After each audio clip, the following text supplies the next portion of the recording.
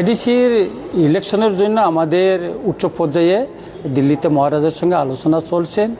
আমরা মনে করি খুব শীঘ্রই এটার বিষয়টা আলোচনা শেষ হবে এবং আমরা মনে করি যৌথভাবে ইলেকশনটা হবে আগামী দিন।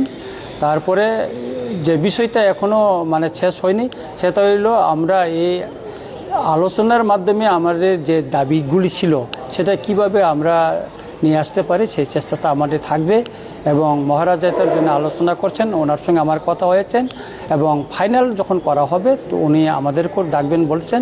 আমি মনে করি খুব শীঘ্রই এটা আমাদের যে অ্যালায়েন্সের ভিতরে যেটা সিট শেয়ার এটা সম্পূর্ণ হবে বলে মনে করি। বিজেপির সঙ্গে আমাদের শেয়ারে আছে, আমরা অ্যালায়েন্সে আছি, কিন্তু আইপিএফ হইল বিজেপির অংশীদার, এটা আমাদের পার্টনার না, ওটা বিজেপির পার্টনার। সুতরাং আইপিএফটির সম্পর্কে এটা আমরা বলতে পারবো না, শুধু আমাদের সিট শেয়ারিংটা হবে বিজেপির সঙ্গে টিপরামঠার। আপনারা যৌথভাবেই লড়াই করবেন? যৌথভাবে লড়াই করার তো সম্ভাবনাটা বেশি।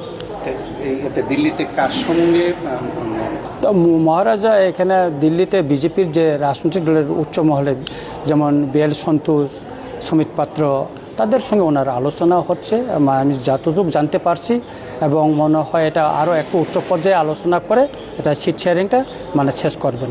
আপনারা এতদিন না, রাজনীতিতে অনেক কিছু হয়, এটা বিরোধ থাকবে, আবার ইয়েতে থাকবে, বন্ধুত্ব থাকবে, কিন্তু আপনি দেখেন আজকে যে পরিস্থিতির নিরীক্ষে আমাদেরকে নির্বাচনে যেটা পরিস্থিতি যে সৃষ্টি হচ্ছে তাতে আমাদেরকে অ্যালায়েন্স করে করাটাই মনে করি আমরা ভালো হবে বলে মনে করছি। আর কি একদিনের ভিতরে শেষ হয়ে যাবে বলে আমরা মনে করছি।